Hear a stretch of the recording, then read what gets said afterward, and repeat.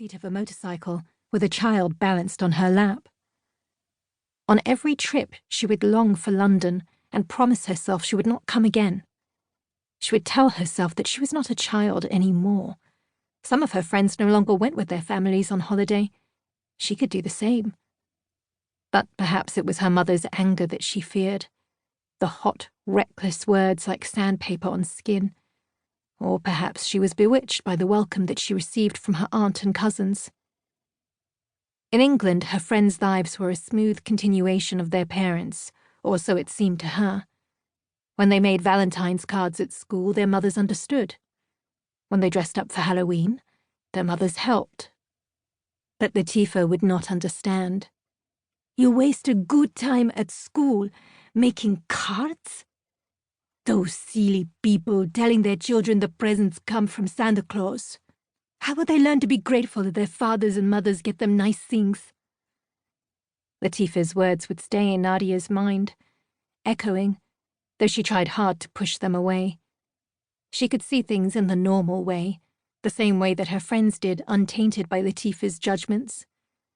But she could also change the lens and see what her mother saw. It was as if Latifa's values were a subtle, throttled part of her. She had sucked them down with her mother's milk.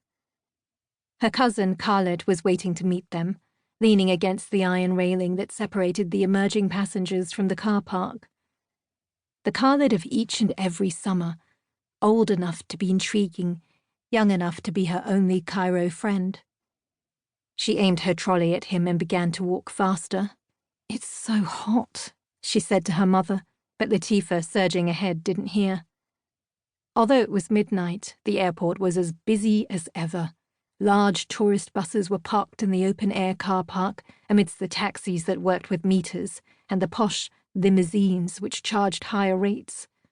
The drivers had spilled out of their vehicles and were shouting, "Taxi! Taxi!" into the dense crowd of tourists. They were aggressive and persistent, a few of them reaching to grab Nadia's trolley. She kept shaking her head. She kept saying, "Thanks, but no, we don't need a taxi." "Just ignore them," Latifa yelled back, as if this was the easiest thing in the world. She was the one who reached Khaled first, beaming and hugging him, pulling his neck down to kiss his forehead and cheeks. "You still haven't shaved your beard," she scolded. "One of these days you'll be arrested for a terrorist." He laughed and turned to shake Nadia's hand. When she was younger, she had sat on his lap in cars and cinemas. In swimming pools, she had wrapped slippery legs around his waist and squealed, "Again, again," when he lifted her up from under her arms and threw her in the water. But that was a long time ago, when he was a schoolboy and she was a child, and the age gap between them had seemed large. For the past few years, though, she had felt shy in his presence, especially in the first few days of the visit. Khaled had prepared for the assault of their suitcases on the carrying capacity of his larder.